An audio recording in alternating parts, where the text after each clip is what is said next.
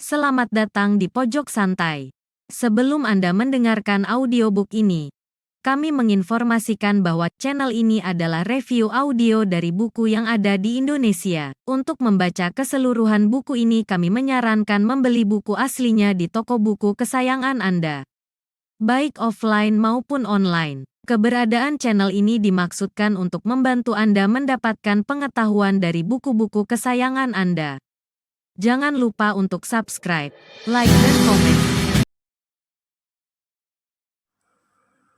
Selamat datang di Pojok Santai, channel khusus yang membahas komik dan novel dengan cara asyik. Ini merupakan video perdana pelopor serial cerita silat Wiro Sableng. Seberapa seru kisahnya? Yuk langsung saja disimak video kali ini.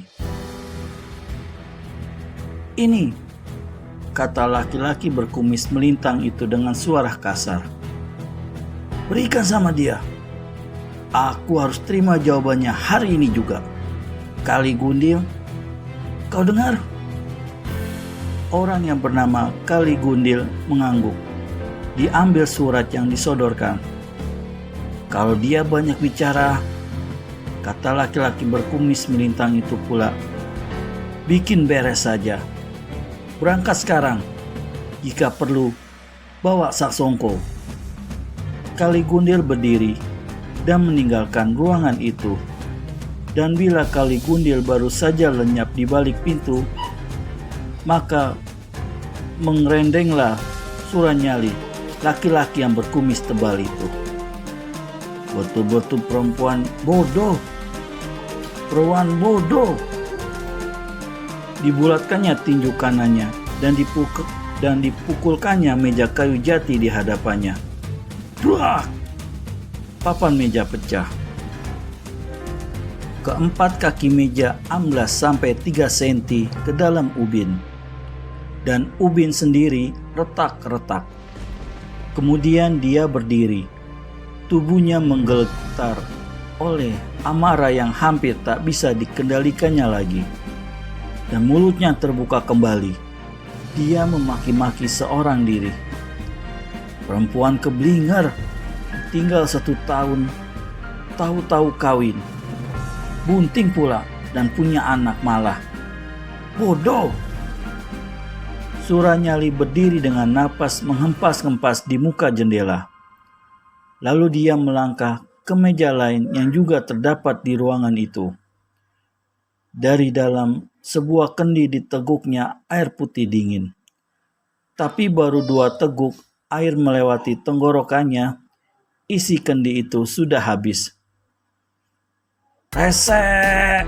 Maki Suranyali lagi. Dibantingkanlah kendi itu ke tanah hingga pecah berantakan.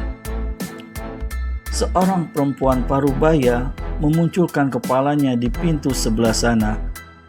Namun melihat Suranyali yang lagi beringasan, ia cepat-cepat diam menghilang kembali.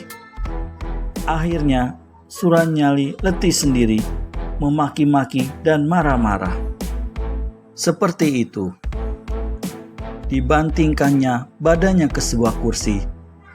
Dan kini terasa olehnya betapa letih badannya. Lujang, teriak Suranyali. Perempuan separuh baya yang tadi memunculkannya diri di depan pintu masuk bergegas. Ya Den Mas Sura, kau juga bodoh. Dampras Suranyali pada perempuan itu. Ludahnya menyemprot dan Wilujeng tak berani menyeka ludah yang membasahi mukanya. Sudah berapa kali aku bilang, jangan panggil aku dengan nama itu. Apa kau sudah gila hingga lupa terus-terusan? Kau gila ya? Wilujeng terdiam dengan tubuh menggigil ketakutan.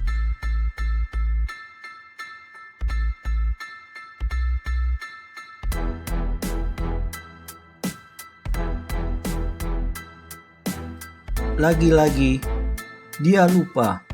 Lagi-lagi dia memanggil dengan Sura. Padahal sudah sering Suranyali memerintahkan agar dia memanggil dengan nama. Mahesa Birawa. "Perempuan jelek," aku tanya, "kau sudah hilang ingatan belum?" "Jawab." "Tidak, Den Mas. Mahesa Birawa. Kalau kau tidak hilang ingatan, kau mesti tidak sadar lagi. Ambilkan aku air. Lekas." Wilujeng putar tubuh. Sebentar kemudian, dia sudah kembali membawa segelas air putih. Air yang dingin itu menyejukkan hati Suranyali sedikit. Kemudian dia duduk tenang-tenang di kursi itu, dan bila matanya dipincingkannya, maka kembali terbayang saat setahun yang lewat. Waktu itu dia sudah lama berkenalan dengan Suci. Dia tahu bahwa gadis itu tidak suka terhadapnya. Tapi dengan menemui Suci terus-terusan di tepi kali tempat mencuci, dia berharap lama-lama akan dapat juga melunakkan hati gadis itu. Memang akhirnya Suci mau juga bicara melayani Suranyali. Tapi ini bukanlah karena dia suka terhadap Sura, melainkan karena kasihan belaka. Tapi celakanya, Suranyali salah tafsir. Dia menduga bahwa kini Suci sudah terpikat kepadanya. Satu ketika, Sura dipanggil oleh seorang sakti di Gunung Lawu. Sebelum pergi, Sura menemui Suci dan berkata, "Suci, aku akan pergi ke Gunung Lawu. Mungkin 1 tahun lagi aku baru kembali. Kuharap kau mau menunggu dengan sabar. Jika aku kembali, aku akan mengawini kau." "Tapi Kang Mas Sura," Suci menghentikan kata-katanya, karena saat itu dilihatnya Suranyali melangkah ke hadapannya dan mengulurkan tangan untuk memeluknya. Suci pun mundur. "Jangan Kang Mas, nanti terlihat orang." Kemudian Suranyali pergi tanpa ada lagi kesempatan bagi Suci untuk menerangkan bahwa dia tidak suka laki-laki itu, bahwa dia menolak lamaran tadi. Dan dalam kepergian Suranyali itu, maka Suci kemudian kawin dengan Rana Weleng, seorang pemuda yang dicintainya dan juga mencintainya. Bagi Suci, perkawinannya dengan Rana Weleng itu sama sekali bukan pengkhianatan atas diri Suranyali, karena memang dia tidak mencintai Suranyali dan juga tak pernah menyatakan cintanya.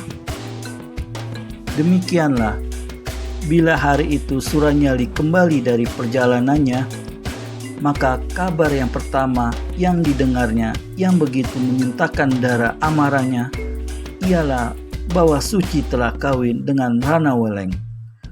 Kedua suami istri itu bahkan sudah mempunyai seorang anak laki-laki. Kehidupan mereka meski sederhana tapi bahagia. Dan kini Rana Weleng sudah menjadi kepala kampung Jatiwalu. Jika Suranyali seorang manusia punya muka dan punya harga diri, sebenarnya mengetahui perkawinan Suci itu, dia mesti bersikap mundur. Karena memalukan sekali bila dia terus-terusan menginginkan Suci, sedang Suci tidak mencintainya. Apalagi kini sudah bersuami dan beranak pula.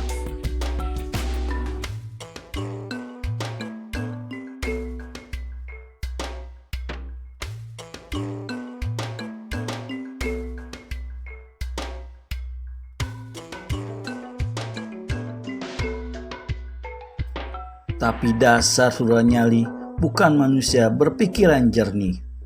Lekas kalap dan naik darah membabi buta. Maka hari itu juga dikirimkannya anak buahnya ke Jatiwalu untuk membawa sepucuk surat ancaman kepada Rana Weleng. Suranyali yang kini memakai nama Mahesa Birawa bangkit dari kursinya ketika didengar suara gemuruh kaki-kaki kuda di halaman. Dia melangkah ke jendela dan memperhatikan kepergian kedua orang anak buahnya. Jari-jari tangannya mencengkram sanding jendela. "Suci mesti dapat, katanya dalam hati yang dikecamuk amarah itu. Kalau tidak, Mahesa Birawa tak meneruskan kata-katanya. Sebagai gantinya, tangan kirinya bergerak memukul dinding jendela, dan kayu sanding itu pecah berantakan. Bagaimana nasib Suci selanjutnya? Apakah berhasil lolos dari Mahesa Birawa atau malah sebaliknya? Temukan jawabannya di video selanjutnya. Segera subscribe dan tekan tombol lonceng untuk mendapat notifikasi video terbaru dari kami. Terima kasih dan sampai bertemu kembali.